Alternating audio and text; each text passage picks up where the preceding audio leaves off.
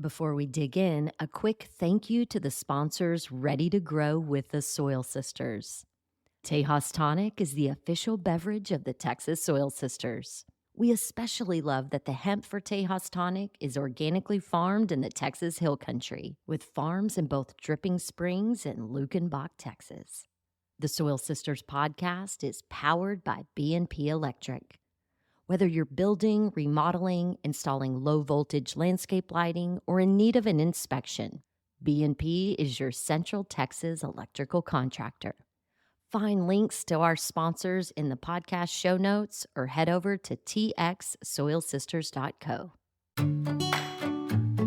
You're listening to the Soil Sisters podcast, where we dig in on family farming and ranching, regenerative agriculture, healthy living, and planting seeds in our community.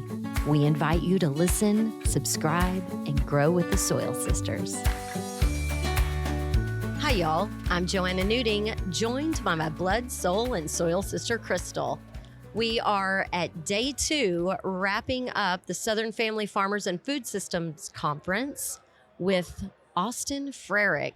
I have been dying to have this conversation, sister. So let's go, folks. Welcome to the show. So exciting. Thank you so much for being here with us. Yeah, thanks for having me on. Yes. If you know me, then you know who Austin Frerick is, because I am constantly talking about his book now. But if you don't, Austin is an expert on agriculture and antitrust policy, and he is the author of Barron's: Money, Power, and the Corruption of America's Food Industry. And I want to preface this conversation by telling you what I've been telling everyone I know. If you eat food, this is required reading. Amen. Thank you. The weirdest thing with this book that I didn't expect is everyone in America has seen the system not work, but for different reasons. It's kind of like that parable or that story you hear when you're little where blind people are touching an elephant and they're describing something different, but it's an elephant. Mm-hmm. That's the food system down in America. Ranchers are getting a good price. Consumers feel like they're paying more for crap. And just in general, like even it just doesn't taste good too. I think that's an underappreciated thing is the system is not making good tasting food. And what kind of gives me the most silver lining or the most hope right now is I really do believe change happens in America when weird bedfellows get together. Mm-hmm. The fact that like the politics on this are not red and blue, black and white. It's fun to be how weird this stuff is. Yeah. I mean, I've keynoted cattle conferences in Deadwood, South Dakota, and I'm talking at a vegan festival in Minneapolis next month. Like that's what issues can you get cattle ranchers and vegan? You know what I mean? Yes. But they all agree. Like this is just, it's so ridiculous. Yeah. It's like, it's not even ridiculousness. What I always have to remember is the solutions people like us talk about are very traditional. Yes. The system we have now is radical. Mm-hmm. It is radical that one man does 5 million hogs, and it's radical to continue this system. Yes. But if you say this to most people, then they don't get it. They don't understand what's going on to even know that it's a radical system.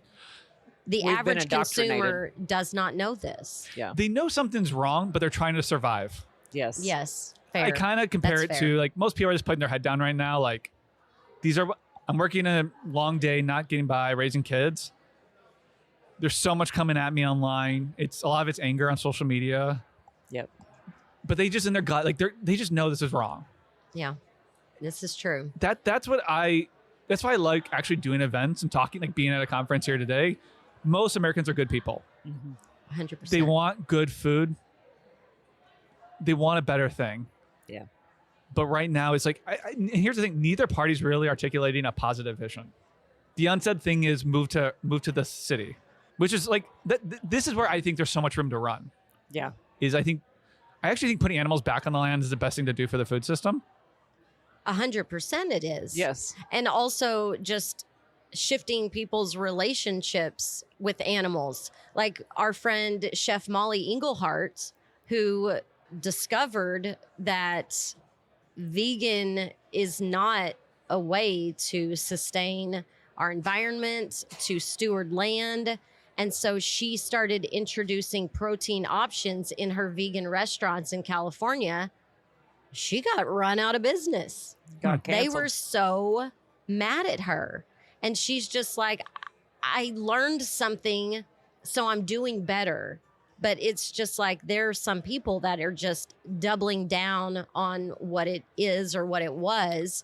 And so she shut down her restaurants and bought a ranch in Bandera, Texas, and is doing just farm to table on her own land. And her husband are doing cattle and sheep and goats and Pigs. pastured hogs and growing all of their food. They have like the Airbnb type situation out there. They have a restaurant. They're hosting long form events and just like letting people romance the experience of what real healthy agriculture should be. And I'm grateful that she got canceled in California Me because too. Texas needs a Chef Welcome. Molly. We're Yeah. happy to have her. I will say, like, my big thing too now is we have these, I call people like her proof of concepts. Here's what it could be. Here's someone doing it right. How do we multiply her? Yeah. So how do we make it that she's not the outlier, and how do we make it that's the norm? Everyone, like, here's the thing. Pasture hogs, cows on pasture, that's the way we've done it for most. So you know what I mean? Like, that's the history. Yeah, Yeah. that's the old way. Yeah, that's the old Exactly. way. Like, we don't need to reinvent the wheel here. Like, my favorite little thing is the New York Times rated butters last year. And they rated Kerrygold. It's that Irish butter. It's #1 butter in America. You talk to any grocery person, it's doing really big numbers. And you know why it's doing so well? It's because the way we used to do dairy. It's like what cows eat impacts their breast milk. Yes. When you put cows on a feedlot in New Mexico and feed them corn, they're gonna make a starchy butter. It's not gonna be rich. It's not gonna have that flavor. Yeah. And I just feel like this system has gone too far off the rails. Yes. And I really think the cattle rancher, I kind of view it as a little problematic, like the last Mohegan. The family dairy farmer has died. The family hog farmer, they're like the last one standing. Yeah. And we're in this epic struggle to save them. Yeah. And you know, when you talk about the butters, we had a conversation the other day of when we were growing up, it was margarine in our refrigerator and it wasn't mayonnaise, it was Miracle Whip. And when I started waking up to stuff and changing, I'm like, oh, I need to eat butter. This margarine, that's not even. It's house paint. There's It's one there's molecule no off dairy. of house paint. But here's the thing, you're seeing it play out in the groceries at the checkout aisle. For the first time in 40 years, milk sales went up. Yeah. Because people they know it's a whole product. You know what I mean? It's not processed. It's not, it's milk. Yeah. And you're seeing it too in what are the other categories that caught that fake meat died. Oh my gosh. They threw all Thank that money God. at it, but here's the thing, it wasn't a good product. Exactly. Americans know if they're given the chance. And the problem is the people doing it right aren't given the chance. A lot of times we give all the subsidies to corn, we give nothing to carrots, we give nothing to pasture dairy. Yeah. So the people doing it right they're not playing on a level playing field. They're running uphill. Right. So that food naturally costs more right now. But we can make it, like, everything is subsidized. The question is what degree. We are choosing right now to subsidize chips and pop. Yep. We can subsidize this other system if we want to. Well, and when you've eaten fake food-like substances, your palate is moved in that direction. Your gut is like, you have these cravings for these things that are not good for you. And when you have the real thing, then it kind of tastes weird at first. Like I had to tell myself, like, this is what it's supposed to taste like. Now I couldn't eat that other stuff if somebody was trying to force feed it to me. I'm smiling, Joanna, because when I wrote my dairy chapter, I did milk tastings. Remember those old Coke Pepsi things? Yes. I did one like that where I did normal industrial milk. I did pasture milk, and I did my Dairy Barons Fairlife, which is like this ultra processed premium milk. And I had people rank them. And the results were fascinating because by far everyone thought the industrial milk was the worst. People were mixed on pasture because it was almost too creamy for them. Either you loved it or hated it, because if you're so used to kind of industrial, Watery. you're not used to like milk with body. Yeah. Whereas Fairlife tend to win because that milk was engineered. Yeah. You can't never underestimate how much science has gone into these products to make them so you can't put them down. Yeah. Yes. You can't eat just one. No. That's because they don't want you to eat just one. That's where profits are. Yes. And here's the thing too. That's what grocery stores want. They want the processed foods because you know what? imagine being a grocery store and you have to get a special local supplier for every store. Cheez-Its, one person can do Cheez-Its for 4,000 stores, you know? Exactly. Yeah. And they do. Yes, they do. I have been quoting your statistics from the last chapter in this first edition on the grocery barons, that 1 in every $3 spent on groceries gets rung up through a Walmart register. And seeing and reading about the battle between Amazon and Walmart, and especially during the pandemic for, you know, people that started shopping online for groceries. And now we have entire lanes of parking that is just for people that are pulling up to have somebody come and bring their groceries and put them in their car for them. And the choices that you have when you're at a Walmart, I hate Walmart. And I went to the Walmart we have in our town when I'd first moved into my house. I needed like light bulbs and stuff like that. And I just walked down the grocery aisle just looking at who they were carrying. And there was no healthy brands. There was no organic options. The majority of everything there was processed. And then to pick up this book and read that chapter, I'm like, yes, that is what I witnessed in this store.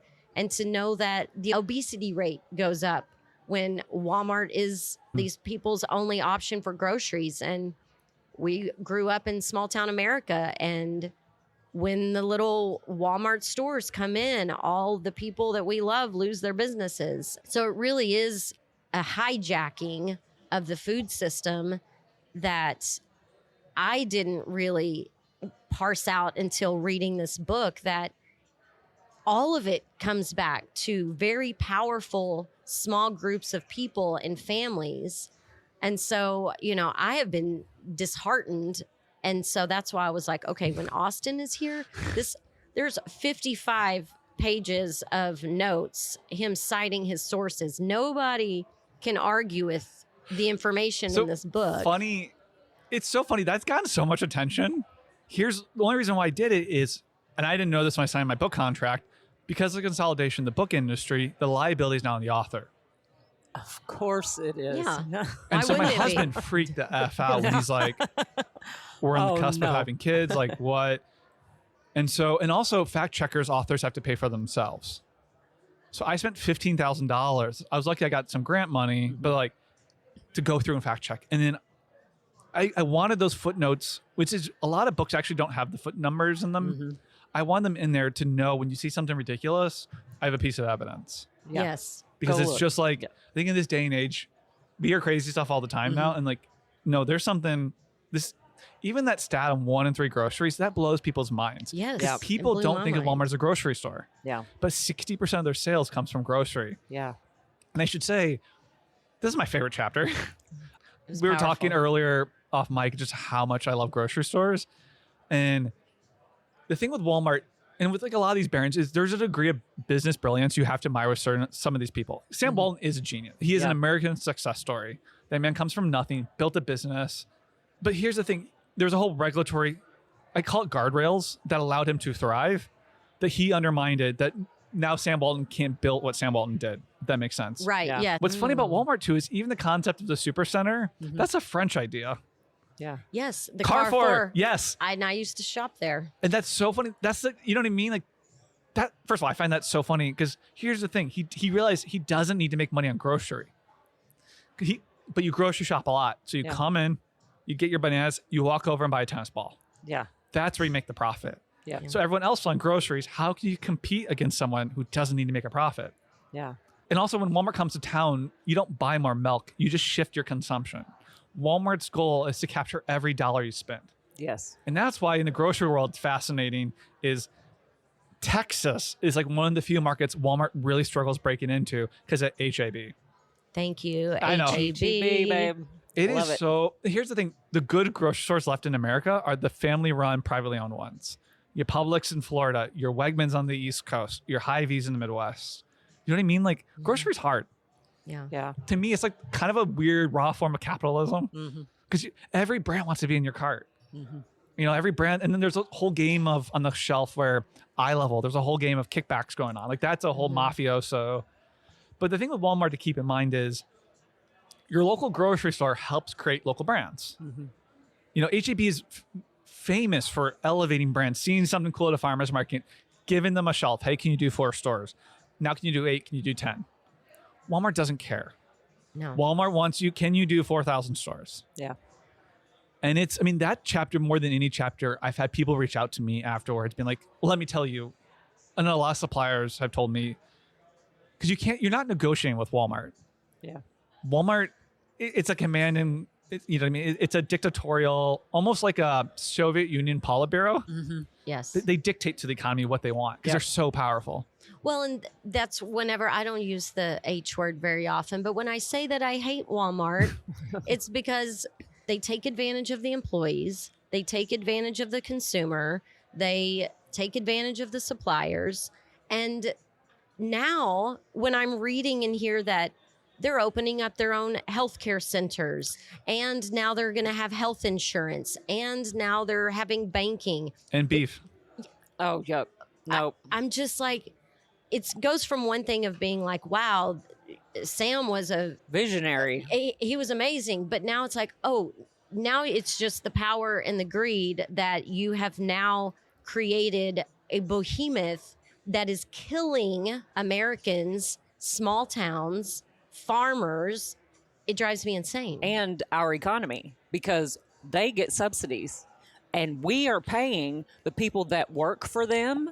They're on food stamps. So the American people are paying Walmart. You're subsidizing Yes. the richest family in the world That's and America's exactly right. largest employer. And it's not like they're hurting. They own 2 NFL teams. Exactly. So why aren't you paying your people enough so that we as taxpayers aren't paying their health care.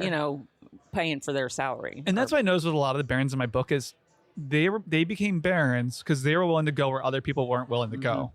Like a lot of hog farmers in Iowa didn't want to shove their hogs into metal sheds without sunlight. Yeah.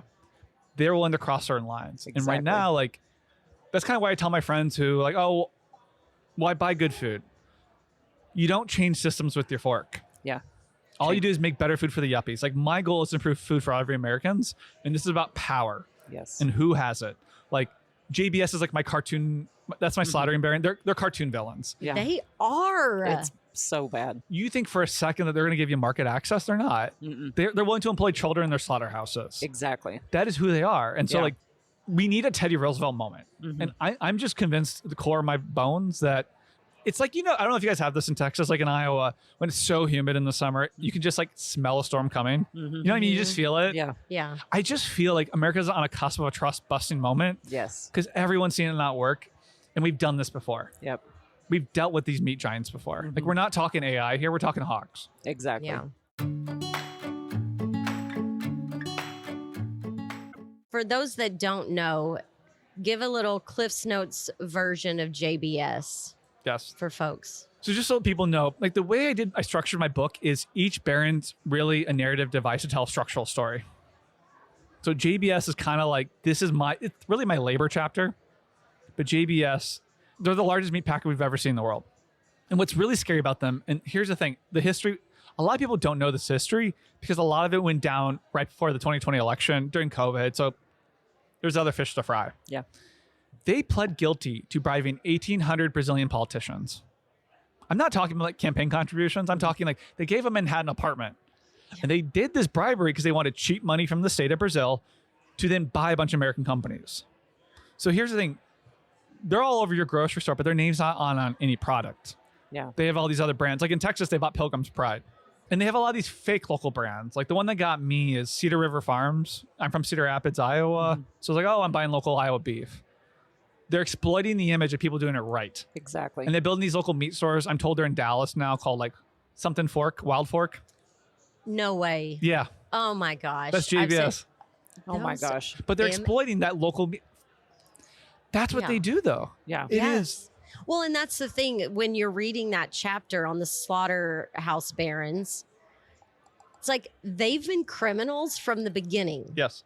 And then, they'll get slapped with a $215 million fine by the government, but on that vertical, they may have made $600 million that year. So it's not a big deal. They just pay the fine. They That's laugh. like, It's like a child has never been punished. You know what? That is exactly what I'm talking about. These people have no consequences. That's part of what is happening in our society, is that the people who are doing the bad things literally have no consequences. Look at Great Recession. No banker went to jail. Yeah. And the banks got bigger. 100%. And that's scary, actually, because then it really undermines the rule of law. Yeah. Because then if you could become a monopoly through bribery. Well, and then you create sociopaths that have more money and power than anyone else. And they don't care. Like you said, the children working in the slaughterhouses, they were cleaning the equipment. Like the third shift. Oh my gosh. I mean, just like, how in the world do people get away with this? It took me a while to realize is the way they lock in their monopoly is because of their economic power, they corrupt the political system and they push regulations to make it harder for the little guy. Exactly. So for the small packer, they have way more regulations than the big packer. Do you know what I mean? It's like these classic little, that's why I always tell my ranching friends, this is about power. Getting consumers to buy good food will not be enough here. Yeah. Is we got to attack. Like the problem here is they have they're bad actors with too much power. Break up monopolies. Yes. And the thing too, when I read that chapter is I'm not even mad at them anymore. I'm mad at Vilsack, President Biden's Secretary of Agriculture, because he failed. Yeah. Like that was the most bipartisan thing to do. It still is to this day, is to fix these markets. Exactly. And they got more concentrated. How can you not? And it whatever you make of this last election cycle, it's clear that the price of food had an impact. Yeah. And his failure to do something about the cartels that are rampant in the food system helped contribute to Vice President Harris's loss. You are being gouged. Like that is a fact of nature. Like McDonald's is the largest buyer of beef in the world. And McDonald's filed lawsuits this fall against the beef packers for price gouging McDonald's. Wow. And that tells you when McDonald's, it feels like it's getting short and sick, how bad these markets are. Yeah. Wow. Well, and the other thing that you talk about in here that's a huge burden to small farmers and ranchers is these checkoff systems. Yeah. Where instead of, like we were talking about, taxpayers paying the Walmart staff's medical bills and for their health care, these checkoffs programs end up small farmers and ranchers giving marketing dollars over to these larger companies or whatever they want to do with it because they have the most votes. So they get to decide how that money gets spent. So, there are so many different ways that people are getting screwed that the average consumer knows nothing about. Farmers are forced to pay a tax that hurts them. Yeah. That's what's wild. And I think they're actually the most powerful thing in the food system. That's why I was obsessed with it, because it's such a nerdy concept. It takes a while to explain to people what it is. But to me, you can't get change until you really rein them in. Because they flood. There's so much of these fake farm groups live off that checkoff money. There's like $1 billion and there's just no oversight of this money, especially dairy. Dairy is like a massive pot of money. That's where I really wanted to focus my attention is like, they start off with good intentions. Checkoffs aren't bad. They come out of the Great Depression. Farmers checked a box. They pay into a pot of money, drink more Florida orange juice. Yeah. A lot of them are small and they don't, like they're the things that they fairly give you a free egg. Yeah. But you just had a few that didn't have good oversight and they just got out of hand. Yeah. Like the scariest one to me is actually the pork checkoff. So unbeknownst to most Americans, the largest owner of hogs in America is the WH Group of China. Yes. Smithfield. They own 1 in 5, 1 in 4 hogs. So they are the largest payer into the pork checkoff. Like, the Pork Farmers of America. So the voice of the American Pork Association is really the voice of a Chinese multinational. Exactly. Like that is so scary. Yeah. That is so scary. And that's why I'm like, we only buy local pork. Yeah. Like, seriously? Whenever I was living in California, I worked in the cannabis industry. And that's where I started learning about regenerative agriculture from all of these farmers in Northern California. And whenever I moved home and started getting into regenerative agriculture in the state of Texas, the more I learned about our food systems and these CAFO operations, I was like, I can no longer buy meat at a grocery store and feel good about it. And so I didn't eat pork for a while until I got into a CSA program, and now I get pastured pork.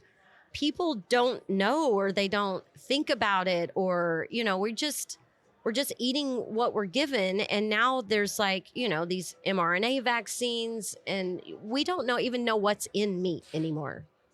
The thing I noticed too is because these products are they're not good anymore, low quality, it's turning people away from them. Like, good pasture pork is good. Yeah, it is. Like, in my wedding, that was my big rule. I wanted all Iowa food, pasture meat. And the amount of my mom's Irish Catholic, one of 12. She's the youngest. And when you have a Catholic wedding, you have to invite everyone because that's just how that game goes. The amount of Iowa family are like, your pork is so good. What did you do to it? And you're like, this is just normal pork. Yeah. You're used to garbage. Yeah. Yes. And that, I think about it with cantaloupe. Like, I thought I didn't like melon until I had a good melon. I didn't like it either till I moved to Italy. And I'm Yeah. like, oh, this is what this is supposed to taste like.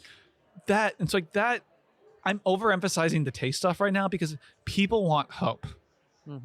What is the positiveness of the American food system? So like, how do we show people doing it right here? Yeah. Because they're running uphill. How do we make their lives easier? That's like been my focus probably in the last year. It's like elevating the people doing it right. And also, how do you get them into positions of power? Because you're not going to change things when you have an industrial dairy lobbyist as Secretary of Agriculture like Tom Vilsack was. Yeah. And here's the thing. It's both parties. Like, I don't think there's been a good Secretary of Agriculture in my lifetime. Well, and there's also the lobby that pays for everything to be exactly the way they want it to. And then, you know, you have these unruly children that aren't wrangled in. So how do you change that? We elevate the people that are doing it right and moving in the right direction. But when we're talking about needing change on such a massive scale, it's like, where do you begin? Never forget that DC is the last place to know. Yeah, exactly. All biggest change in America always starts local. Even like take unemployment insurance. That comes out of like Wisconsin.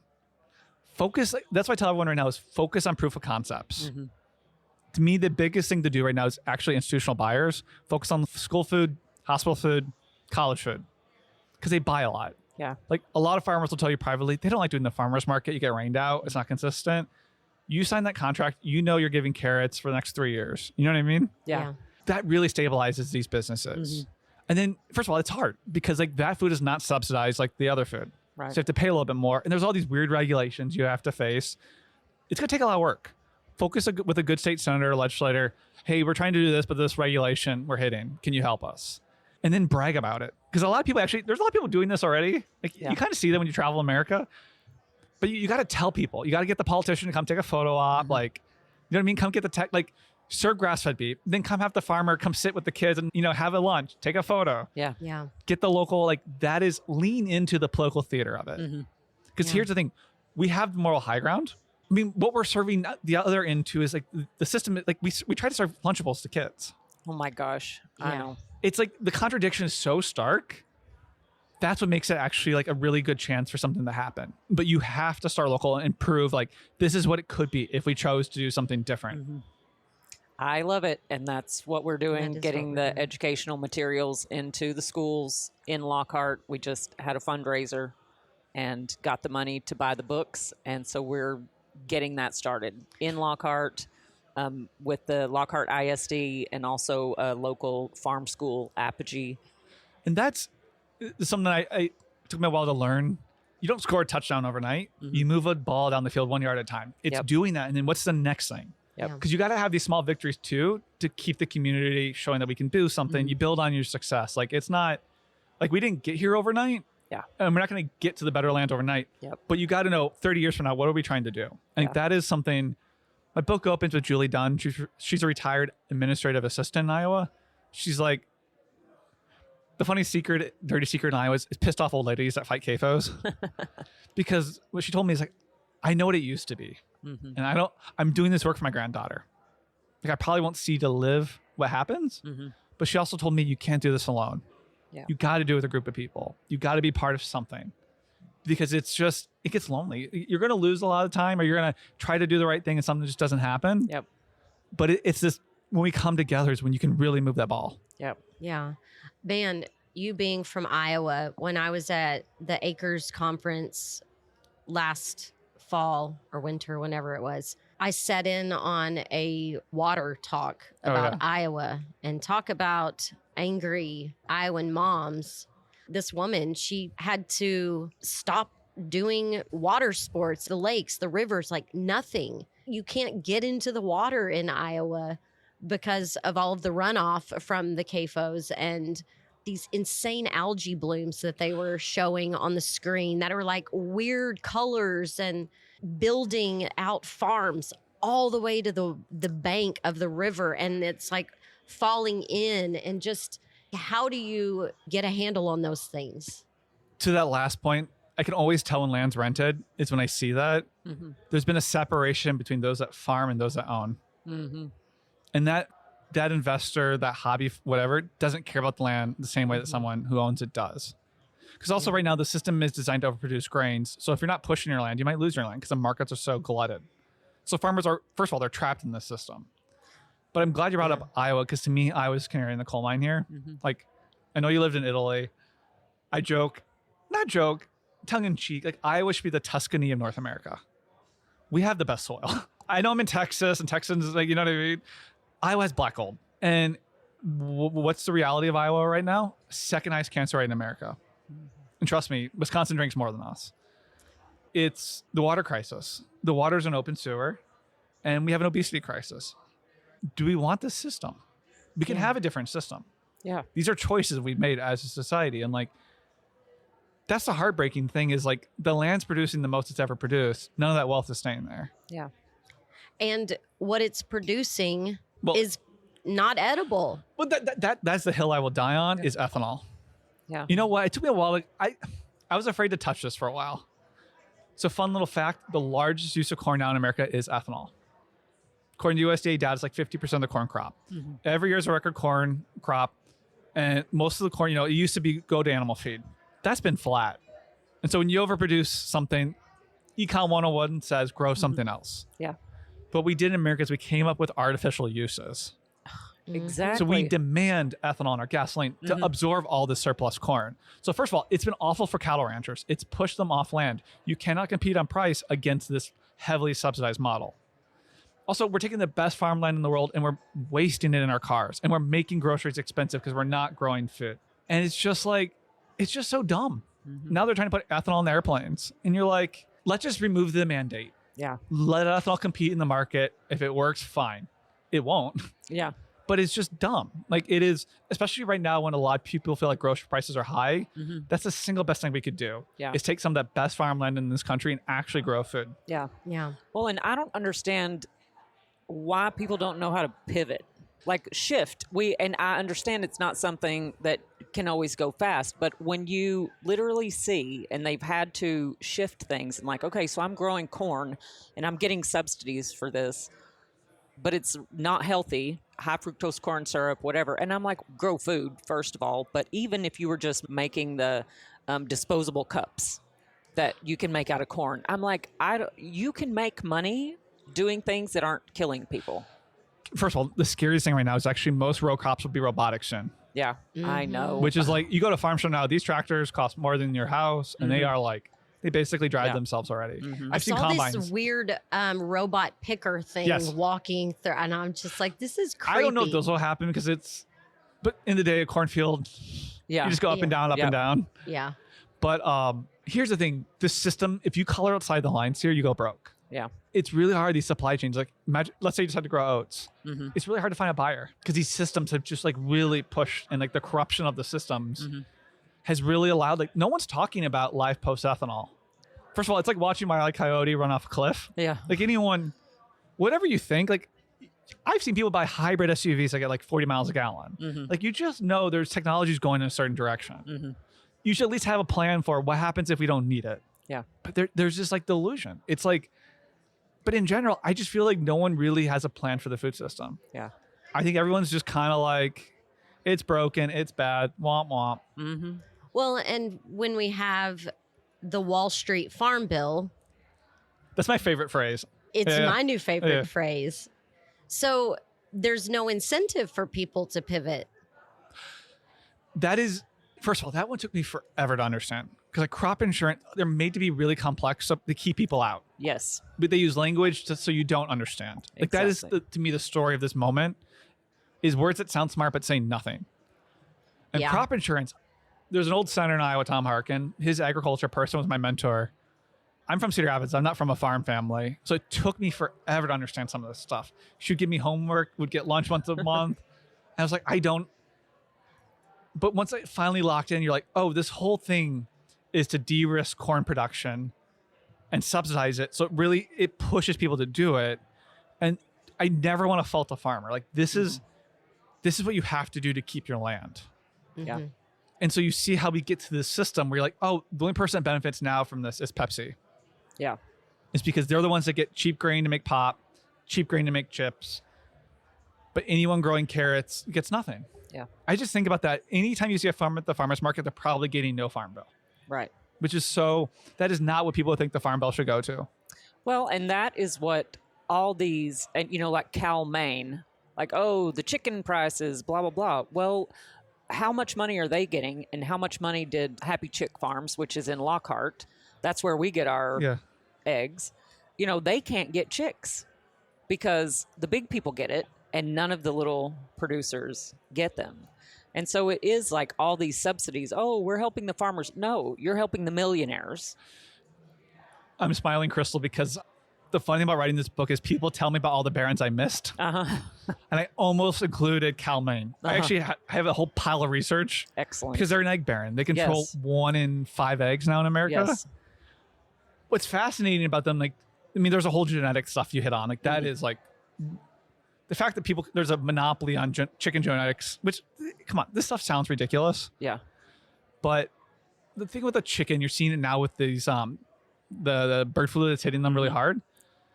When you put that many genetically similar animals into a metal shed, you're playing Russian roulette. Like you're going to get disease. Yep. Like the beauty of diversity is resilience. Yes. You have different types of chicken, different whatever. You know what I mean? Like they can survive. Yeah. But when they're so fragile in these metal sheds, it's just like one chicken gets, you have to kill them all. And here's the thing too, it's really expensive. Long term, you'd spend a lot of money to kill them. It's like, it's just stupid. I mean, and the to me, ways they killed him. It's terrible. well, imagine what that does for the worker. Oh my gosh. Imagine the beauty of being a family farm is you're your own boss. Yep. You have control of your life. You have agency. You can make choices. You have pride. This system now, we used to be a family farm, is now you're a low wage worker for an entity. Yeah. You're an indentured servant. Yes. Indentured servant, but you're also dealing with animal. No one's happy in these models. No. The animal is not happy being in a metal shed all day. Dairy cows are not happy being in Arizona heat. And you're bringing out the worst in everyone. And imagine what that does for those families where, husband or wife works in this condition where they hate it. The animal hates it. Then they go home and who's happy after that? Whereas when you're your own farmer and someone eats your meat, you're so happy. Yes. That's pride. It's like when you go to a local diner. No one opens a restaurant to get rich. Yeah. They do it because they love it. Yeah. And they want to feed their community. And when you talk to a regenerative farmer and the conversation about bird flu comes up and it's like, oh, a few birds get it. Well, we're talking survival of the fittest. The ones that didn't get it, keep them. These are the ones we're keeping and breeding, and this is the future of our genetics. But in these other operations, it's just one gets it, we're killing them all, and then nobody else can get chicks or whatever because we're getting all the subsidies from the government because we had the bird flu, and now we're going to get all the chicks. And these small farmers just get screwed again. And the whole idea with the one breed of chicken and having them all together is the same as monocropping. Yep. It's all the biology. They're all the same. So if they want the same thing, then they're going to fight each other to get it. And it's just like they're not going to be as healthy as with all the diversity and the diversity of microbes that all want their own thing and are like, oh, I don't need that, but I know you like it, so here's this. And there's just a sharing and a collective community aspect of diversity that really the monocropping or just like the single breed. Also, it takes the fun out of farming. Exactly. Oh my gosh. There's something fun about trying new products, trying new things, trying new crops, trying new seeds. Where there's this derogatory term you hear in the Midwest called Monsanto babies, where it made farming lazy. You throw it on the seed, you throw it on the chemical, you don't do anything, come back and harvest. Yeah. A lot of times too, these farmers don't even have animals anymore. Yeah. It's a weird thing, but like everything, it just doesn't make sense. Like you can't. When you throw poison on stuff, you're going to get some plant evolve that's resistant. And it's going to be even worse. I mean, we're seeing that. Yeah. And it's just at some point, we farmed a certain way for a reason. It was a logical thing. Yeah. And also I mean, the beauty of America is like we're such a big country with so many different production models. I mean, even Texas, like the produce you guys do down the Rio Grande, you know what I mean? All these different little things. You're like, you want these different systems going and like creating different food systems. And like sometimes your lettuce is coming from here, sometimes your lettuce is coming from there. You want these different things. Right now in America, all your lettuce is coming from one place. Yeah. Which we recently read that now they can put vaccines in lettuce and tomatoes, and it was a state legislative conversation in Tennessee about, well, okay, if you can do that, well, then you should be labeling it as, a pharmaceutical. Like how many tomatoes should a 120-pound person eat to get the amount of vaccine that you have that you're put trying into to it? feed us? And so, these kinds of things, and you talking about like the animals fighting each other reminds me of our conversation with Howard about the experiment that they did with feeding natural feed versus GMO food to hogs, and what happened to them, not only size-wise and whatnot, but also behaviorally, what was happening to these hogs that were eating GMO food and GMO soy and corn. They were told they needed to weigh them every week. So they created a maze, and then at the end of the maze, there's like a scale that the animals would stand on and get out. Well, the ones in the pens that were fed natural food, hogs are smart. They learn the maze, get weighed, then they get to go frolic and play and whatever. The ones that were eating GMO corn and soy, they never were figuring out the maze. And then they were fighting each other and just being super aggressive with one another. And so it's not even just the way that they're raised in these terrible environments without nature's elements around them, but also they're being fed the crap we're being fed. So if they're turning into maniacs, you see people all around us with behavioral issues and all kinds of autoimmune issues and all the things. I'll let you decide why Iowa's number 2 cancer rate in America. Yeah, Exactly. yeah. Here's the thing. You gotta be careful with the lawsuits there. So I always, but I think most people can put 2 and 2 together there. Yeah. But to the point on labeling, Crystal, it's always a good first step. But the thing I always go back to is there's almost too much stuff on labels now. Yeah. Is in the day, government needs to do its job. There's certain chemicals that should not be in food. You're working a full-time job. You don't have time to know the nuances of this stuff. Yeah. Like the area I use as an example is like the coffee area. There's so many labels. What do these labels mean? And like what I struggle with, for example, is organics. The government has failed to make that label mean something. You get a lot of foreign organic produce flood the American market. Do you trust Turkey to enforce its organic standards? I don't. There's rampant fraud there. But then it undermines people doing it right here. And then there's a story in Consumer Reports, I think a year or two ago, where like a lot of pesticides are being used on organic produce from other countries because like who would know? Like, there needs to be consequences. Yeah.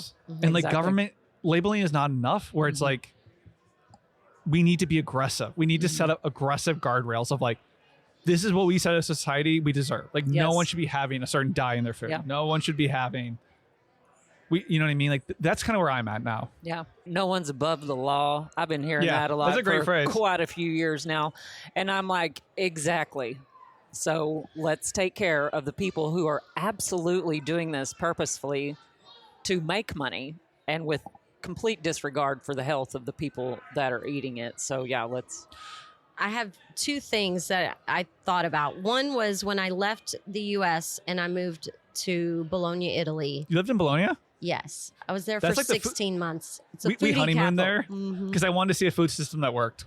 Yes. That's why I think of Iowa now. I want Iowa to be Bologna. That is the hope. Like that is like my life's work is how do I get to that? Because it's just like everyone's happy after a good meal. Yes. Oh, yeah. And I feel like that's part of the unsaid thing in America right now is a lot of people are angry because when you eat junk, you're not happy. Yeah. Within being there less than a week, the symptoms that I had with skin issues, irritable bowel syndrome, like all these things just went away. And people were telling me I was going to gain a bunch of weight and come back fat and happy. But I lost weight living there, eating whatever I wanted all the time. And re-entering into the American food system, my stomach was tore up for 2 or 3 months. Anytime I ate, I got sick. I think we're in the same boat. I'm gluten sensitive. I usually don't tell people. And I could have tons of gluten when I was in Italy. Mm-hmm. But to your point, Joanna, is I knew this book was something was happening is when I went on Bloomberg's big podcast.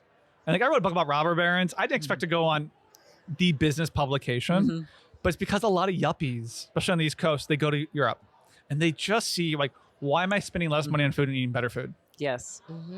Again, that to me tells me there's something here where like, I was shocked that like, this isn't just like a certain, because it's what industry does is it pigeonholes people. Oh, you're crazy, you're crunchy, you're hippy dippy, you're whatever, radical.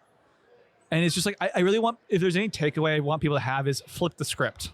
Yeah. They are the radical ones. Yep. Is just focus on the positiveness and getting back to the traditionalness of like real food made well. Yep.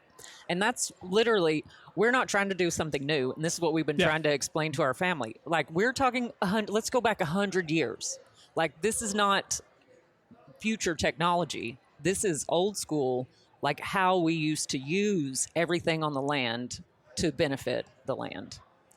So, and when we talk about simplifying labels, if we simplify the ingredients, the label becomes simple.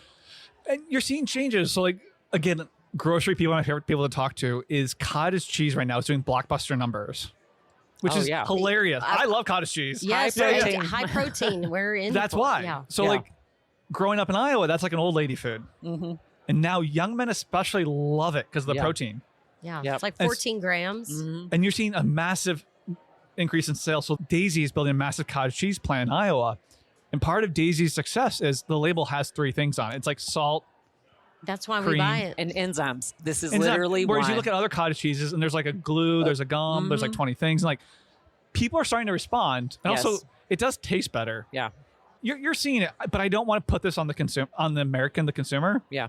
Because I just want like the system right now is so designed for Wall Street that we just need to Teddy Roosevelt it. Yeah. We just need to like confront it head on because what industry will do is it'll buy time. And like to me, the cattle rancher is like the last one standing really. And the meat and dairy world, every day that goes by, we lose a rancher.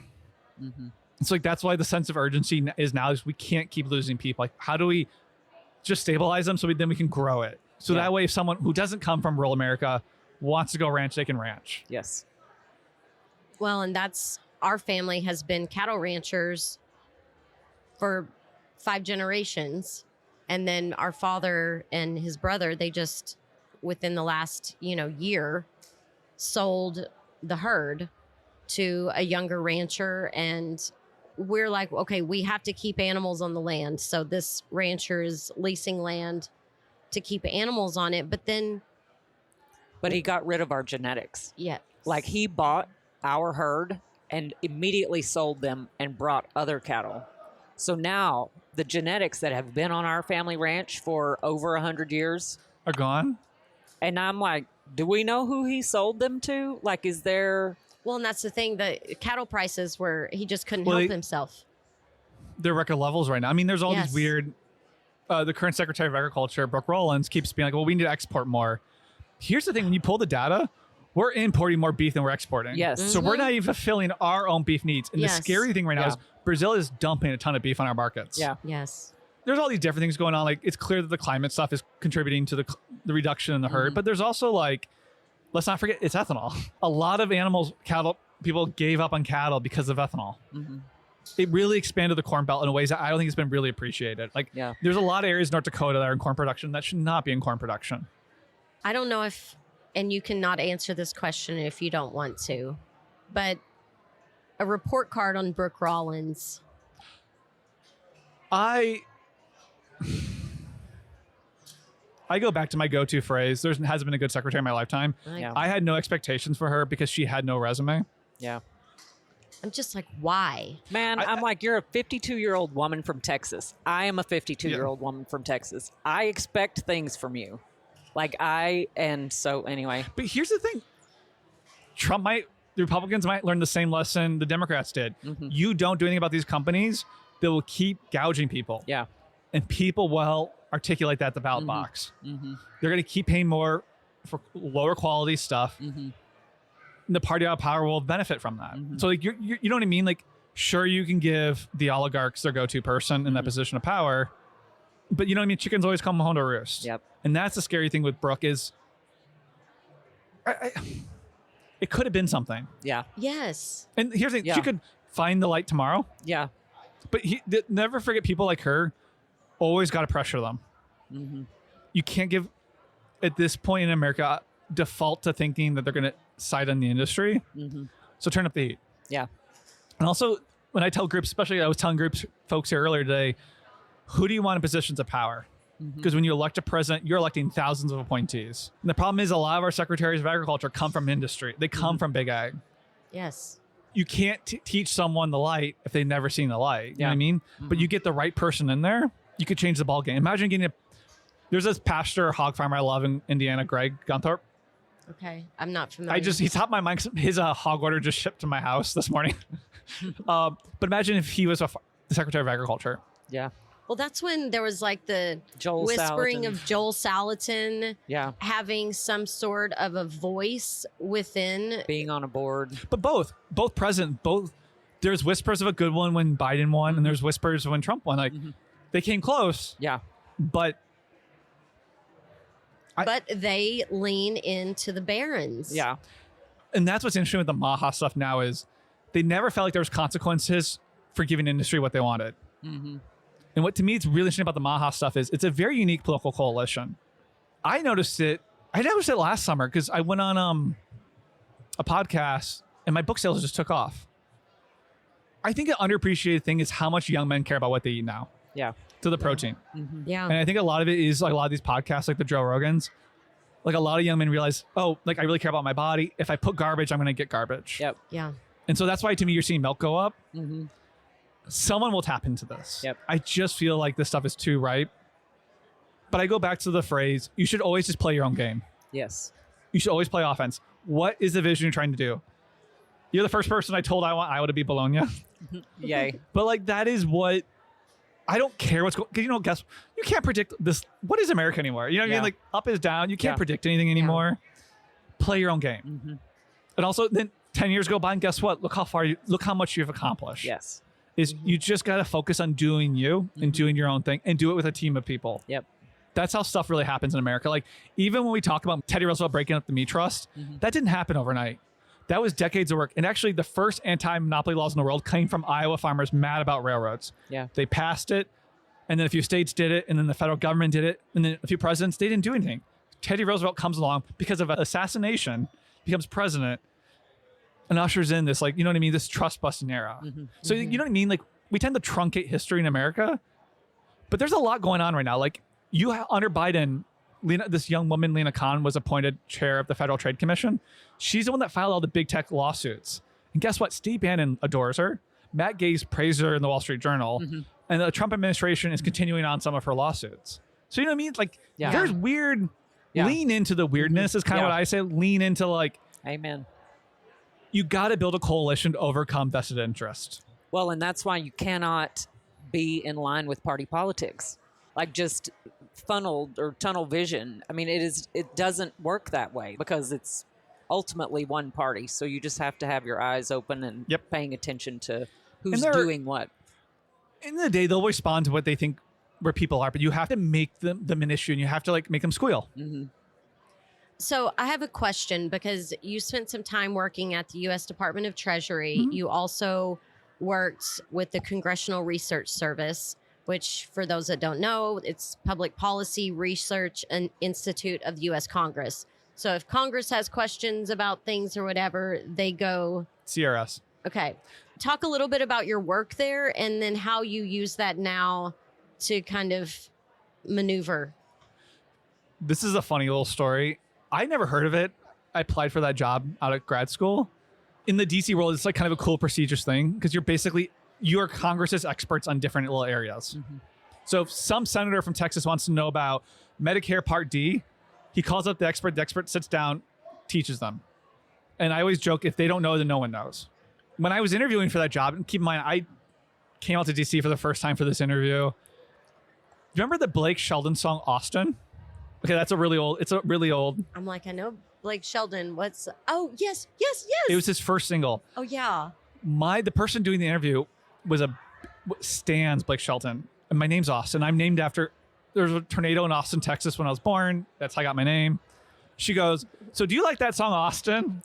Like, that's like my CRS memory. Yeah. 'Cause she's from Texas originally. I love that job. I was only there 6 months before I moved to the Treasury, but it's no different than talking to a farmer who's farmed for a long time. To download someone's brain who's lived it, you learn so much. Yeah. In a way that you can never from reading and just being in the room. Like, it's just to observe Congress and how things work. It's really insightful for me. And like what I learned from that experience was, and you see this in American history, power ebbs and flows between the president, the Supreme Court, and Congress. And the scary thing right now is Congress is basically given its power over to the president. On top of it, power, it changes in Congress where sometimes the speaker is really powerful, sometimes the committee members are really powerful. And what we're living in now is the speakers are really powerful. I want to go back to this committee structure. Like, we have these big bills, you know, those like omnibus, whatever. Why can't the Agriculture Committee pass their own bill? Exactly. The problem is the leadership of both parties want this because that way the big super PAC checks go to them. They can control. That way, if you want to bribe, if you want to get your ethanol thing, is you give the speaker a check, not the committee member. You want someone to represent their area to be in a committee to move a ball forward. So this is why nothing has happened on the farm bill for the last couple of years. Here's the thing that's fascinating about the farm bill. It's collapsing in front of us. And I think that's been underappreciated is like, it's literally, they're trying to copy and paste the Wall Street farm bill and they cannot even do that. And I think it's because this growing maha, like their own members of the House think it's garbage and they can't get it through. And the Democrats are ready to essentially rubber stamp it, but they can't get it done. I think it's much more fragile than people realize. Well, the situation is so fragile. And so I'm okay with that. Yeah. This means Something's gonna potentially to change. start from scratch. Like when you were talking earlier, like I can smell rain in the air. Like, is the farm bill one of those things? I'm smiling so much because Joanne, like that is what I love about doing talks like this, going to these things is you read a room. It's like stand-up comedy. And for a while, I was like, we should just sunset the farm bill because it's so corrupt right now. And here's the thing, let me back up. Like we talked earlier, 70% of the farm bill's food stamps. I think Walmart's so powerful, it will protect that program. I think if you carve off the farm bill itself, the crop insurance, which is really just a giveaway of the corn, they don't have the votes and it'll kind of collapse within itself. But I realized though, that language is a lot for people. Sunset the farm bill. What I'd rather do now is take those three programs, conservation, crop insurance, and commodity, and just make it one, almost like a regenerative program where farmers, it's like a toolkit. If you do buffer strips, you get this. If you do cover crops, you get this. But move away to subsidizing farm practices, not certain crops. Yes. But let farmers decide what's best for their land. 100%. Yes. Yep. But I'm smiling because for the last year, I was with you, but I realized most people weren't with me. It was too much for people. Yeah. Does that make sense? Yes. Yes. And I didn't. If we want to be successful, how do we build the coalition? And I realized, okay, how do we get the same goal in a way that is palatable to the most people to make change happen? Well, and the whole talk of the food stamps thing brings me back to what we were talking about earlier, where the taxpayers are paying for their employees' health care, but then they get to turn around and those food stamps get spent right back in Walmart. So they are then making money on that as well. So it's a racket. It is a total racket. It is, but these things always run themselves into the ground. They're not sustainable.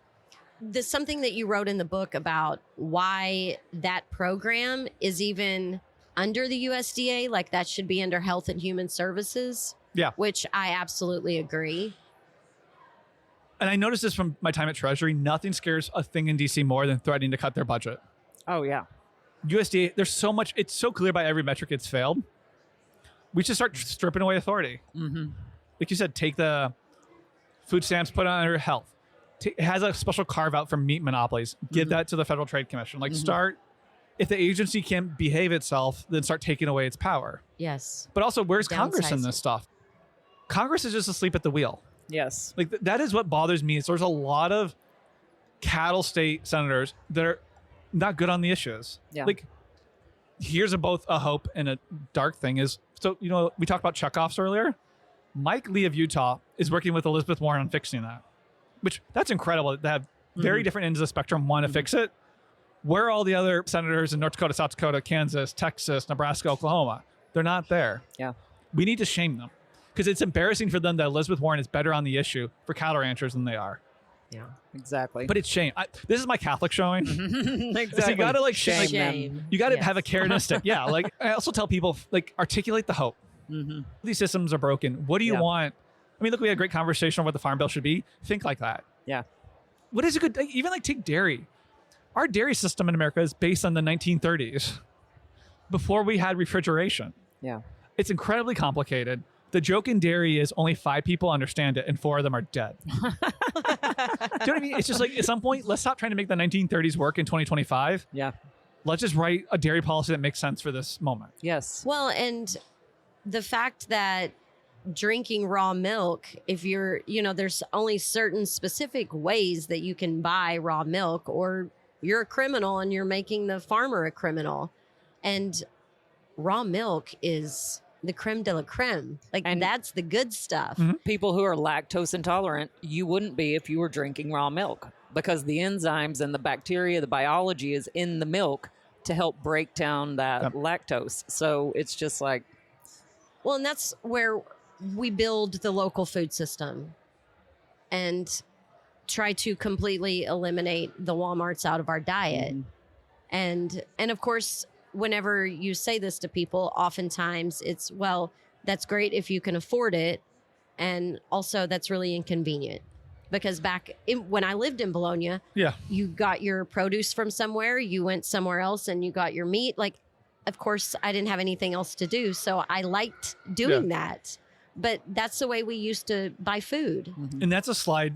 What I realized when I first started talking about the book was in the back of people's minds, you're asking, I could tell they were thinking, you're asking me to pay more for food. So what I show them is a chart from USDA. Per person in America, we spend more money on food than most Western democracies. And we're actually dollar for dollar for Italy. Interesting. And what a dollar gets you there is very different than a dollar here. Yes. And here's the thing, one company has a 60% market share in peanut butter. I don't need a PhD in econ to know you're not paying a fair price when companies have that market share. yeah. You're right. There is an element of convenience. Sometimes you've had a long day, you just want a frozen pizza. I get it. But right now the problem we have is we're subsidizing the crap and we're making it really hard to get the good food to people. The boulder up the hill, that's the hardest thing. What I notice a lot of farmers doing it right, they're really struggling. Yeah. Usually financially. They'll tell you that privately, but they can't usually say that publicly. And I realize this because there's all this mental health stuff that goes along with it. They blame themselves. Oh, I tried to do it. I didn't work, whatever. And you're like, no, you were designed to fail. Exactly. One person can only push a boulder up a hill for so long. We want you to thrive. How do we construct a system so you can thrive? Well, we stop funding the big guys. And that's what, and this is what my dad said for the longest time. Hun, you can't feed the world on organic food. And I'm like, yes, you can, but it's locally and regionally and not globally. Yep. Stop the idea that I need to get some kind of fruit or vegetable from 1,000, 2,000 miles away from me. Why don't we just eat what we have locally and regionally and stop giving all the money? That's if you want to help people and small farmers, give them the subsidies, give them the support, and not the $1 million companies that have all the support and people to jump right in there and fill out the paperwork that takes them 5 minutes, that a farmer, that's a small farmer, is out in the field farming, and he doesn't have the time or the patience to sit down and it's people respond to prices. Everything you subsidize, the question is what degree. Pop's $1 or $2 liter, or maybe $2. It kind of depends on what kind of pop you buy. Actually, I think it's more than that. Pepsi is more. Okay. I don't buy pop I haven't anymore. drank I don't sodas either. for 30 years. Yeah. But we talk about a water crisis. If we shut down the soda companies, we would have plenty of water. Yeah. Nestle. Well, the funny thing is, they're not even just pop companies anymore. They bought my Dairy Baron's milk, Fairlife. They're beverage companies. They own your Naked Juices. You know what I mean?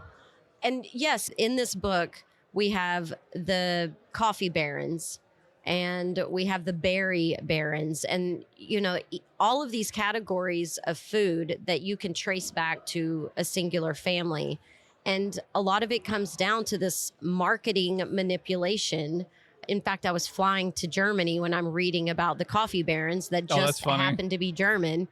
And you read all of these coffee brands and you're like, oh, all those coffee shops are in my town and they're all owned by the same family. Same secret German family. Yeah. It's the illusion of choice. Exactly. And that's why the whole notion of using your fork, you just don't know. We might know because like we're in the weeds of this stuff, but there's stuff that sneaks by me all the time. You're like, I was shocked to learn certain things, you know? Yeah. There was something you said in here, I don't know what you called it, but when they take a brand, greenwash? No, they make it small, like small. There's a they term make it for look like a small company. Local wash or something. Like there's something. Yeah, local washing, small washing, something. And there's so many brands you pick up and you're like, oh, well, this is quaint packaging. It looks local. You think it's local, but that same thing is in a multitude of states. And it's just the illusion of supporting a local business. Some beer drinkers might disagree with me here, but so my dad used to be in the beer business. And so he was a merchandiser. So you go to a grocery store, he would merchandise. Like he told me every store was different. You know, this is like the certain high-end consumers, they love their Blue Moon. The lower income consumers might like a different, like a Bud Ice or something. And he just showed me like, a lot of times it's the same base product and they'll just tweak the recipe slightly, but they're trying to hit different income groups. Like with the growth of inequality in America, we're hyper segmenting. Like that Whole Foods consumer wants to think they're getting a different product than the Dollar General consumer. It's probably the same product or the same base product. That's what makes this moment so hard to understand of how monopolistic it is. Because back in the day, there was Standard Oil, now it's Standard Oil. Now you see a peanut butter shelf and you think you have choice because you have all these Santa Cruz, whatever, all these brands, when really it's one. Yeah. So I love this stuff. I grew up in it. I can tell what kind of grocery store I'm in, what neighborhood I'm in, based on the pop aisle usually. The ratio of seltzers to pop. Yeah. Oh, interesting. Because the unsaid thing too in America is class and food. Because you need money now to be healthy in this country. Yeah. And I think that was actually the hardest thing to talk about in the book was the obesity stuff. Yeah. Because we frame it as a personal thing when really it's structural. Yeah. And like historically in the history of mankind, the rich were the fat ones. Exactly. You know, the kings. Yeah. We've never in the history of mankind had the lower incomes be the overweight class. Yeah. And I think that really is bred a lot of the loneliness we see in a lot of America. Of just like, because here's the thing, like, for example, when people get their SNAP money, Walmart, there's certain products Walmart sees a massive spike in sales. And one of them is Hot Pockets. And keep in mind, Hot Pocket, you're getting a vegetable, you're getting a carb, and you're getting a meat. So if you're working a long day, you don't have time. I wish you would have used air quotes when you said all of those things. Yeah. Oh, yeah. Sorry, but I say that because I've had one interview I've done that got junked. You know that show, America's Test Kitchen? Okay, yes. The guy with the little bow tie? Oh, Test Kitchen, yes. Christopher Cumble? Yes. We did an interview and he junked it. We got into a big argument because he thinks people need to take more personal responsibility for obesity. They need to learn to cook more. I'm like, you don't know what... You're working a minimum wage job in America. You're working too. You're a single mom. You don't know what it's like to be on the edges. It's a socioeconomic issue. Yeah. Also, no offense, when you're stressed, sometimes Cheez-Its just hit. Yeah. Like you just need that sugar high. Yeah. You know it's a sugar high. You know it's not good for you long term. Yeah. But you've had a hard ass day. Yeah. And you just want that quick gratification. Like I've had moments in my life where like I'm close. You know what I mean? You look at your paychecks and you're waiting and you're like, and I think that's lost. It's just like most Americans are making a rational decision, and right now the rationality is unhealthy. Yeah. Well, when you're living in survival mode, Yes. you do not have you're not processing in the front of your brain and like thinking about, you don't have access to all the things that you know and have learned and have experienced. You are just like, this has to be like, I have to have whatever right now, and it doesn't matter. I was that kid, like if you're having a kid throwing a tantrum and like you just got off shift, whatever, have your Captain Crunch. It took me until I was pretty old to realize how unhealthy cereal is. Oh, yeah. And I'm from a cereal town, and I Oh my love God, cereal. I love cereal too. I'm like Crystal, and which haven't had cereal in years, but Can't buy it anymore. Fruity Pebbles, Cocoa Pebbles, Captain Crunch. I mean, it's like this is our childhood. It's my desserts now. Yeah. Like I get those little cups that are like $1. Yeah. Well, okay, so you're talking about those little cups. When we talk about families not being able to afford food, but the cost per ounce of the chips or the little individual snack size things that you buy to put in kids' lunches and whatnot, when you look at that price per ounce versus price per ounce of a meat and a vegetable and whatever, you're spending more money on the fake food. I almost did Dollar General as a Baron. I started looking at them. What's fascinating is, first of all, Walmart tried to compete with Dollar General. They tried to open these stores. I forget what they were called. They were small. Market. That was Dollar General. But there's Walmart, Walmart markets. Market? What's that little spring? No, they still have those. Spring market. Yeah, something like that. Walmart realized Dollar General's strategy is smaller portions but higher per unit costs, because they realized their customers are so tight on money. Yeah. They can't afford to buy the 8-pack of paper towels. They can buy one. Yeah.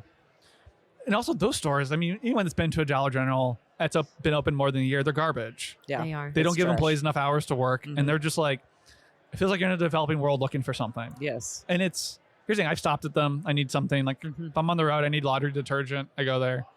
But imagine what that does to people. Like the dignity you have, if this is how the company treats me. Yep. It's like there's boxes everywhere. It's dirty. It's not. Yeah. But you're right. They're paying more, but they're barely. It's a survival mode. Yeah. It is like we live in such a have-not society, and it's scary. It's like what got me going on all this was really meatpacking, because I did my college thesis on slaughterhouse towns in Iowa, of how they're modern day company towns. Okay. I got to study them. I got to spend a summer talking to the principals, teachers, clergymen. What's going on here? And I realized they're modern day company towns. But I think part of it is I've always adored my grandfather. Like, everyone has that person in your family, and like he used to work at a slaughterhouse. So my love for food has always been kind of like, we used to garden together, all this stuff growing up. And he lived the American dream, because after we broke up the meat companies, we did certain guardrails where you can make a middle class living in America working in a slaughterhouse. My grandpa didn't go to college. He built a home out in the country, lived the American dream, went on vacation to Vegas, cruise ships, what have you. Last year, a derecho hit Cedar Rapids, and it hit the low-income Section 8 housing really bad. Turns out a lot of the slaughterhouse workers live there, and they were immigrants. They work in towns an hour away, but they all want to live together because, new place, community. But what was so scary was you had two families living in these 2 bedrooms. Keep in mind, just in my grandpa's lifetime, he could buy a house, live the dream. And now these families are sharing Section 8 housing. Yeah. And it's like, it doesn't have to be this way. These corrupt Brazilian slaughtering barons are taking all the money. And I think all we're talking about here is Goldilocks. Like, workers at a fair price. You know what I mean? Like, give them something. And everything's just being stripped out of people. It's that race to the bottom, pay them the lowest. It's these people are in the margins. It's really dark. Yeah. It is. And when you think too about just, they can't afford to have the, water filtration system or buy the bottles of spring water. They are drinking what's coming out of the tap and can't even get good water. Good water, even like, for example, like where those housing complexes are, to use a real concrete, they might have a car, they might not. The scariest thing is you'll see car crashes where they have the informal bus system going to the plants. And if one of them crashes, you'll see, tragedy of 5 or 6 people die. So a lot of times the wives will be at home, but they need to go grocery shop. So you'll see a lot of them just walk across. They're in a food desert. So they do a lot of grocery shopping at the gas station. You know what I mean? Like, you just see. And what's blown my mind with this refugee influx in America the last few years is a lot of them are overweight. We dumped our processed food on them, and that is wild that the refugee, like, you think of refugees as starving. Like, we basically dumped our corn on them. Yeah. Push those family farms out of business. When people are desperate, they're going to move. That's just what human beings do. My family's in America because we're Irish potato. Well, you saying this makes me think of the berry barons who Driscoll, they farm nothing. Yeah. They just outsource everything. They make all the money and they accept none of the responsibility for anything that happens. And one of the ways that they can continue to increase their margins is to offshore berry production. And so we not only are screwing up our own farming system, now we're going and screwing up those of other countries. And with this system, this farm bill, because it's picking grains and corn, any produce is shifted offshore in America. That was kind of my goal of that chapter, is like 40% of your vegetables and 60% of your fruit is being imported now. Yeah. Because first of all, farmers they're being pushed a certain way. And on top of it, how you cannot compete on price against a model that hires children. Yeah. Or pays people $10 a day. Or also, you have water regulations, they don't. Yeah. You have chemical regulations. They don't. And so the people doing it right go broke. Yes. And the other thing with Driscoll, the scariest thing with that is a lot of that goes back to chicken. It's sharecropping. When we wrote the this is such a good example of these little things in history that change, where one little word, where when we wrote regulations for meat a century ago, we didn't write chicken into the regulations because there weren't commercial chicken slaughterhouses. You just had chicken in your backyard and you butchered it. Yeah. So what corporations did is they took that exploited model of the black farmers, applied it to chicken production. So to this day in America, you never own your bird if you're a chicken farmer. You're given the feed. You babysit it. You take on a ton of debt. You give it back to the company. They weigh it, and it's not a flat price. They weigh it, and then they make you compete against the other chicken growers. So whoever adds the most gets paid the most. Whoever adds the least gets paid the least. So if I don't like you, I give you the runt. You get paid the least. You know what I mean? You go broke. Yeah. This is an old stat. Like 70% chicken farming in America, farmers live in poverty. And what the scary thing about that is, USA could have stepped in and be like, no chicken. You got to behave like the other meats. Yeah. Instead, they call it chickenization. I believe some professor down in Houston coined that phrase, and it's just been replicated across the food system. Like hogs chickenized. Driscoll's just took that chicken model, applied it to berries. And you're just seeing, it's this race to the bottom. And at some point, we got to say, you know what? I don't want kids picking berries. Yeah. Or I want a farmer to own their animal. Yep. I don't think it's right for a farmer to be indentured servant. And I want those animals to be outside under the sun, on the grass, eating and having plenty of room to move around and not in a You're so cage. radical. I know. I know. Isn't it wild? Yeah. So this book, Barron's Money, Power, and the Corruption of America's Food Industry, it's a history lesson. It's a wake-up call. It's a cry for help. Yep. It is. It's only 200 pages. And I mean, I read part of it on the airplane and I was just reading it and getting really mad. And then when I got home and I knew I was going to talk to you, it became a workbook. And I started writing in the margins and circling and underlining and starring things and like rage. I mean, that's what every writer, I mean, I'm so lucky. I mean, look talking with you guys here, like how lucky is that? Like, there's nothing worse than you write something, you throw it into the universe and no one sees it. I never thought I'd be able to travel America doing this. I wrote that during COVID, and I wrote a lot of it in bed. I'm a bed writer, which is not healthy. Or what I did is a lot of friends, if they have a second home, vacation home, or old farmhouse, that's what I did a lot of the book writing too. Yeah. Nice. Is I would write it in Coon Rapids, Iowa. There's an old farmhouse my friend has. And I would just, because I need to be by myself in my head doing it. Well, this is definitely a public service for sure. Now, I didn't get to read the new chapter that will be in your second edition that's releasing on September 2nd. Yep. What is that one again? What's So that's the new Cisco. chapter? The Cisco is, you might see those trucks outside restaurants. That's my distribution baron. Okay. That one it's my second favorite of Walmart. Because it's a weird chapter because you know what? I love the founder. I love John Baugh. He actually, he has connections to this area. They had a home, this is my Texas lack of knowledge showing. He lives in Houston, but they had a home up here because it was cooler. Which I'm sorry, to cool off in hill country in August. It's all relative. Maybe it's not as humid. That maybe. I think that might be true. cooler. I mean, that's a swamp city. Yeah. But he's a good example. Like Sam Walton, he saw the coming restaurant revolution. It's like eating out a lot. It's a very new thing in America, and we eat out a lot now. We eat out like once a day usually. Yeah. And he also saw the growth of frozen food, coupled with women entering the job, getting jobs after the war, and then wanting easier cooking.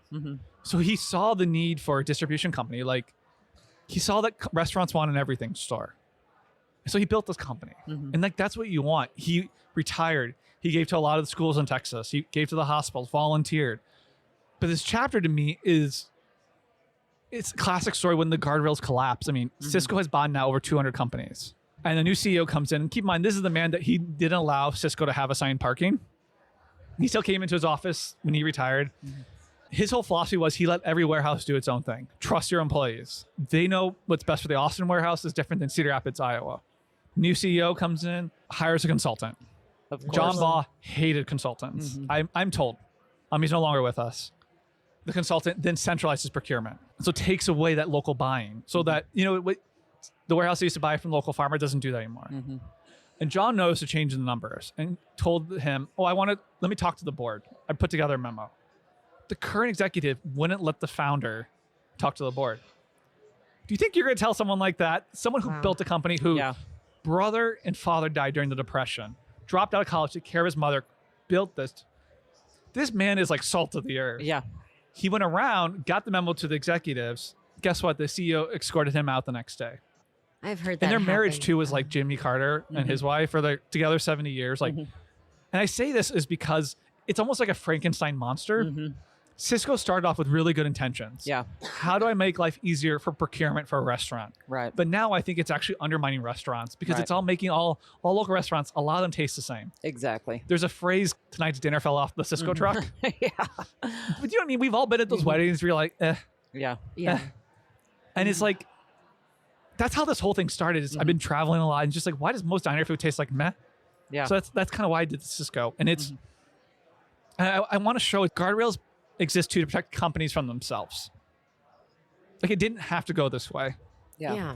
And for some reason, with money and power, it's just the greed. One bad apple. Yeah, it starts snowballing and then it becomes out of control. Like, is Cisco a publicly traded company? Yes. Yes. So now it's not about your consumer, it's about your stakeholders. And never forget that. I mean, this is my silver lining is this is all cyclical. Never forget the goal of any corporate executive is monopoly. Yeah. That's profit. So you always have this tension between governments wanting competitive markets for farmers, workers, innovation, and business not. And to me, we're just in a laissez-faire moment. We're in another Gilded Age. And the thing is, part of the reason why I wanted to use this robber baron framework is show people we've been here before. We have conquered robber barons. And also, it's almost campy where it sounds like it's so ridiculous that a dairy baron lives at the Ritz-Carlton, Puerto Rico. So I want to tap into it. We know there's going to be a reform movement. These laissez-faire eras always end. What is that moment? And how does it end? What does it does look it like? end in a fiery crash? Or But you have to plan now. Yeah. You have to have those concrete examples now. You have to have your people ready to go because it's going to happen. It's going to happen fast. And if you don't seize the moment, you miss your chance. Plus, it's fun. Yeah. It's I mean, happening. Well, and seeing all of this laid out and it makes it very clear, it helps you put guardrails on your own shopping experience. It helps you put guardrails on your own lifestyle. And I was noticing, I'm 48. She's 50. Wait, oh no, I just turned 52. You tell 49. your siblings' age? Yeah. I just told 49. She called herself 52. Oh, yeah, you did. Sorry. So, you know, my body's changing. I can't eat exactly the way I used to eat or drink the way I used to drink. And so dining out, I noticed like I'm not in control of the ingredients. I don't know where this food comes from. And so for me, I have become very much a cook at home person so that I can control my inputs. Now, granted, I'm not married. I don't have kids. I can do that. And I know a lot of people can't do that. So what is the fix for this massive train wreck? Because I told you, I'm like, I want to talk about the solution. And one of the things that you mentioned is allowing schools to be the driver of that change. So in your mind, how do you kind of envision what people might be able to do and activate in their towns around their schools? Here's the thing. People are doing a lot of this already, but in little ways. For example, like a lot of schools, the cafeterias are designed to just do frozen. So help fundraise or give school the cafeteria some money so they can do scratch cooking. So they can get, raw beef and cook it. Or like make a stir fry, whatever. Another thing too is like a lot of community colleges have really good culinary programs. Pair them up so those can be good jobs at the schools. So that way someone can do that program, go to school, get a full-time job, make a decent living and cook.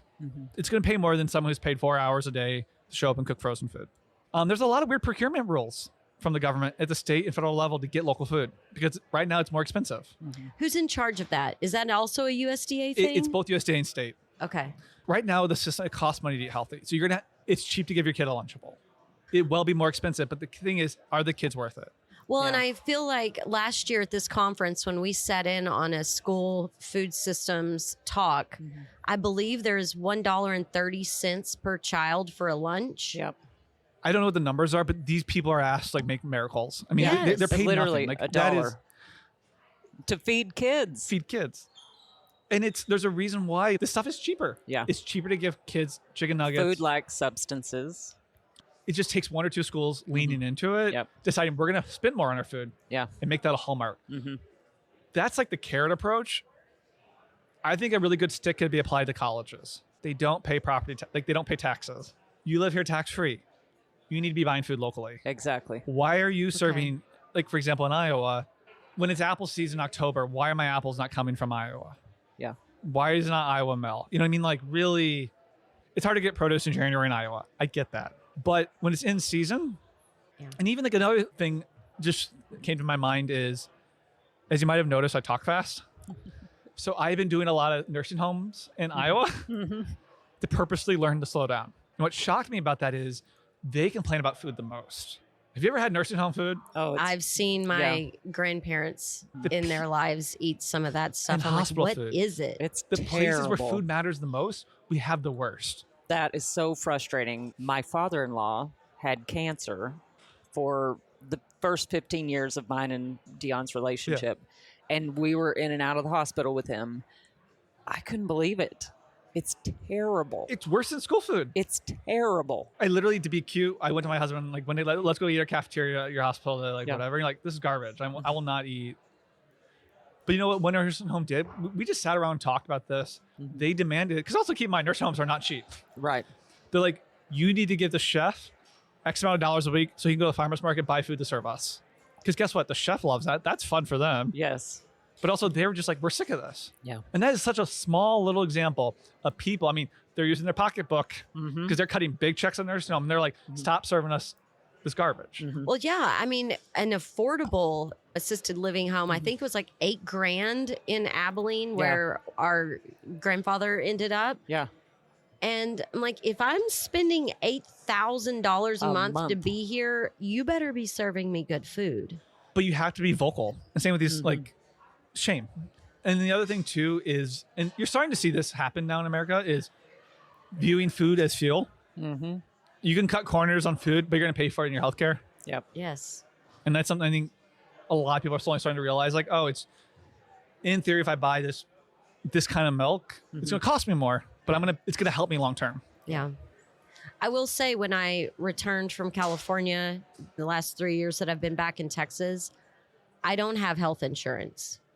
I spend good money on food and on natural remedies. And I'm like, this is my health care. This is the best thing that I can do for my health, is to not drink sodas or eat fake food and take care of myself now. And there's a piece of information that I learned from a scientist who was doing some research and learned that the part of our brain that thinks about our future self, it lights up the same place as if you're thinking about a stranger. I call it taking care of future Joe. Like, this is something that's in my mind when I'm making decisions, but that's something that we have to consciously choose to do because our future self is a stranger in our mind. Yeah. And so it's a lifestyle change. It's a complete pivot to the way we think of the typical instant gratification of, I'm starving right now, I'm going through the Chick-fil-A line. But, you know, when we were kids, Chick-fil-A was good. Now Chick-fil-A has so many ingredients in their chicken sandwich. It's also expensive. Yeah. The lemonade is good. That's like the one thing I love at Chick-fil-A. They Well- have the freshly squeezed. I'm a lemonade person. I'm sure it is good. I just stopped going there because I'm like, this isn't the same as it used to be. Yeah. I think about this is a weird comparison is I love going to estate sales because the quality is just better. You Yeah. buy so much stuff anymore and the quality is crap. Doesn't last. You go to a estate sale, you're like, even the board games are made better. Yeah. Like the thing, and it's just, we live in an era of too, like, it's this whole China crap. Yeah. Yeah. Not well made. Like we even have those like those copper bottom pans? Oh, yeah. Bought them at a estate sale. Those are from 1960s. Yeah. Yeah. Didn't you end up with our grandparents how are those? Salad master. Yeah, they're great. Yeah. They're absolutely great. But yes, we live in a society now where everything is disposable. I think we're now grappling with what China did to this country in the 2000s. They flooded our country with cheap shit, Yeah. drove American manufacturers out of business. Remember the era when it was Black Friday and comforters would be like $20? Now Yeah. every house in America has like 10 comforters. Yeah. They're not good. Yeah. But they have 10 of them. Mhm. Yeah. That's why like every boomer's house is just full of crap. Yeah. Yes. Exactly. That era is over. And the question is, and I think that you're seeing a lot of people now just like they don't want as much stuff, but they want better stuff. Exactly. Well, I don't know. I see a lot of people. I That's don't know fair. what the TikTok shop or what is the Oh, Temu. Temu. Yes, I don't You know even what? know where this is or how Listen, people find that it. But is 100% Chinese data collection. I mean, you can buy stuff for pennies on the dollar. And it's just like they literally just want to know what you're willing to buy. And just like, It's also just so bad quality because like these Temu things, they're not even made to last a week. no. And like I don't even look at that stuff because it's like whatever. It's at some point it's also like it's slave labor. Yes. yes, well, that's the thing. I was going to say, Yes. you don't look at it because you know too much. When you know the information, you understand the child labor situation in a lot of these countries. And also the people that are screaming about climate change, I'm like, we ship cotton across an ocean to China to make crap to then ship it back to us. And I'm like, we're not doing any favors to the environment when we shop like that. And that's what reminds me of the organic example I used earlier. I was at Trader Joe's and I always love looking at country of origin at the back. When your organic juice is from Turkey, you're like, is it worth shipping liquid across the ocean when you can like, I'm sorry, you can grow apples in all lower 48 states. And I'm sitting there and it's hard because like I want to criticize the organic label, but like I won't forget. I got chewed out by an Iowa farmer for criticizing the organic label because she's like, I'm barely getting by, Austin. Some consumers, you know a lot, they don't know how broken it is. So the premium I get still allows me to survive. Yeah. And so it's this thing where like, can we make these labels mean something? Yeah. Like the thing here is, the story here is the regulatory failure. USA is failing to do its job to make those labels mean something. Like there's nothing, what is organic about shipping water across the world? It's just stupid. Yeah. Again, like what economics are going on where apple juice is being shipped? Like that's actually one of the stats that got me on this book too, was the Christian Science Monitor wrote an article like 10 years ago that 70% of apple juice comes from China. Wow. Which is like, I love apples because I grew up at an orchard. It's because it's labor. Yeah. It's cheaper to pay someone in China to pick an apple and ship it here than it is here. And like the beauty of apples is every tree makes a different type of juice, Yeah. but we all have that same kind of apple juice. Yeah. We could talk about this know. stuff I love it. forever. Everyone around us is starting to break Breaking it down their down. booths. So we've out-talked the conference. But is there anything, Austin, that we didn't touch on that you really feel inspired to share or anything you want to leave us with? What I tell people, like, if there's anything when you read this, like some nugget, send me an email. The best stuff come from people that live it. Tell me this is where the body is, or let me tell you about this, or this is a story you're missing. I love getting those emails. It's a great Christmas present. Oh, yeah. That's my little pitch to people. Because you know what's funny? I was told by the book crowd's all in Brooklyn now. Oh, this book won't sell. It's too academic. And it's funny. This book is done really well middle of the country. I get actually a ton of media and agriculture stuff. But the coast, it's weird. If you're in New York City, they don't quite get how broken these food systems are. Yeah. You know what I mean? Well, it's not in their face. It's not in their face. And they see that illusionary farmer's market. And that's like a weird thing I fight with. I'm like, no, this is actually very bipartisan. It's like the weirdest thing I have to fight with all the time. And I just can't say it's refreshing enough how non-tribal it is. Yeah. And like lean in. I tell people, you're going to get together with weird bedfellows, lean into it. Like for example, there's certain things I don't talk about. I don't touch GMOs. I'm not a scientist. I don't have that training. And that has I have my personal opinions. But also like when you write a book like this, like life is about picking your battles. Like the battles I want to fight, I know I can win on this terrain. Oh yeah, and you picked quite a few battles in here. Oh, yeah. And I'm proud of you for doing it. I appreciate all the work you put into it, and I'm excited for the second edition to come out and to be able to read more and educate myself more so that I can help other people and have better conversations with the farmers and ranchers that we talk to. You know, we're talking about school gardening and things like that. Well, everything that I've read in your book helps me to have better conversations. So thank you for that. And the last thing too is what I realized is lean into the constellation. You need inside outside players. everyone has a different role here to play. If we're all trying to get to a bigger vision, the fact you're elevating heroes is really important because you need heroes. As much as we're taking down, highlighting the bad of the old, we got to be elevating the new.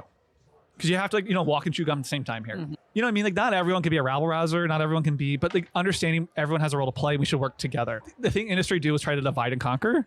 Yeah. Lean into weird bedfellows. Yeah. Amen. Yeah. I love that.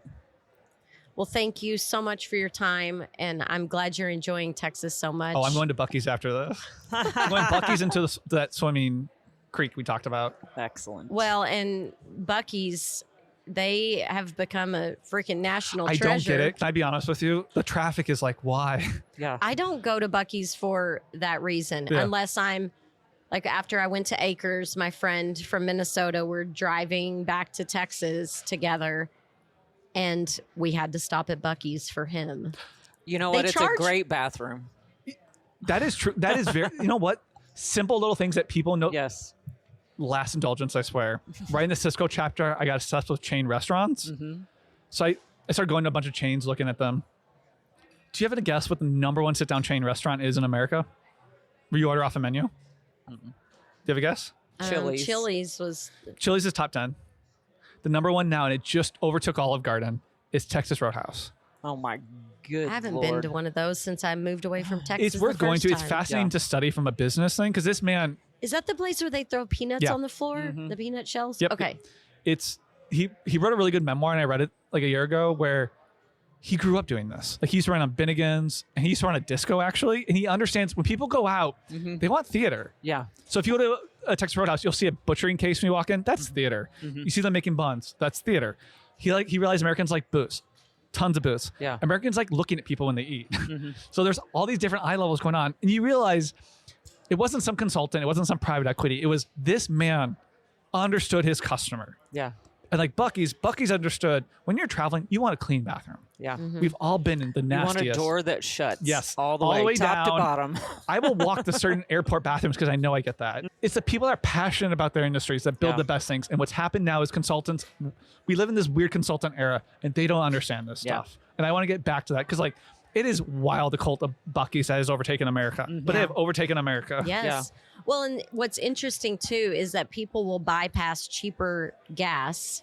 They'll pay more for their gas because they like the experience inside the store. We have a Buc-ee magnet on our front door. It says the best little outhouse in Texas. Because we also love that movie. Yes. I love Well, thank you guys so much. This has been so lovely. Oh, thank Thanks you so for much. coming, being here with us. It's great.